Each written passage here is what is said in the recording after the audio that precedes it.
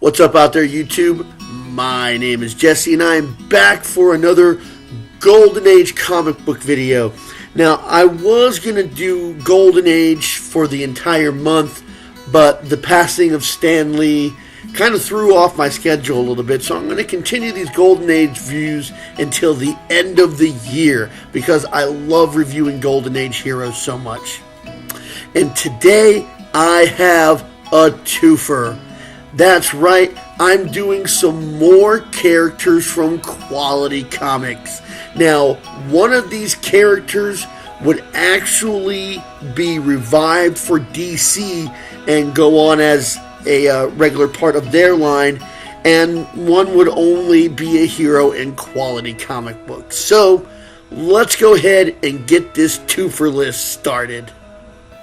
Bozo, the Iron Man, first appeared in Smash Comics #1 in 1939. His last appearance would be in Smash Comics #41. He was printed by Quality Comics and was created by George E. Berner. Bozo was originally created by Dr. Von Trope.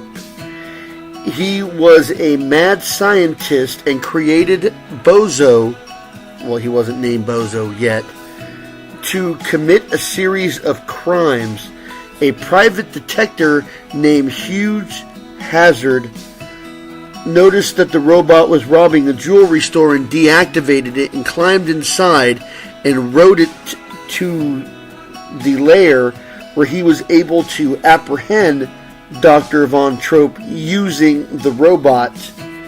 After the doctor was arrested, Bozo was deactivated and put on a garbage scow, but Hugh Hazard thought it would be a great idea to use him to help fight crime, and he rescued Bozo from the garbage scow. After that, Hazard would be studying the blueprints and find out that the robot could fly. After he got the robot flying, he would fly for every one of his adventures after that. He would take on a number of criminals who would use scientific gadgetry but would become victims of their own weapons. Bozo was invulnerable to attacks. He was bulletproof, fireproof, and can withstand the collision of a heavy truck. His flight system seemed to be silent and never ran out of energy. It's estimated that his suit could probably fly up to 625 miles an hour.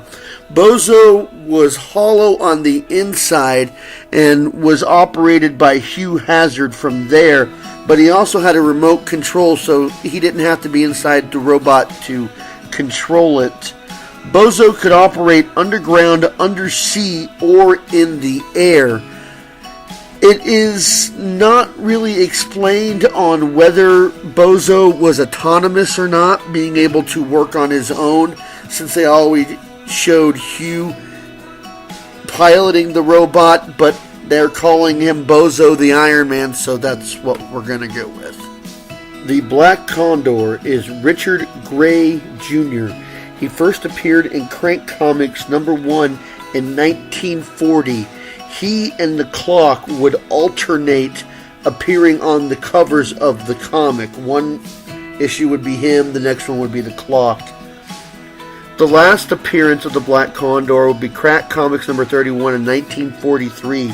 He was created by Will Eisner and Lou Fine and was produced by Quality Comics. Okay, bear with me here. This origin is very 1940s. While Richard Gray was an infant, his family was killed by bandits in Mongolia and he was raised by condors.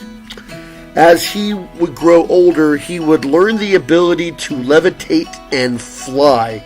He would also obtain a black ray pistol, which could do a number of different effects. His powers and how he got the weapon were never explained. It's one of those he has it accepted origins.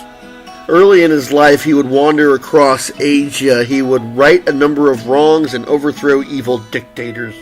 As an adult, he would come back to the United States and find out that there was a murder plot for a Senator Thomas Wright.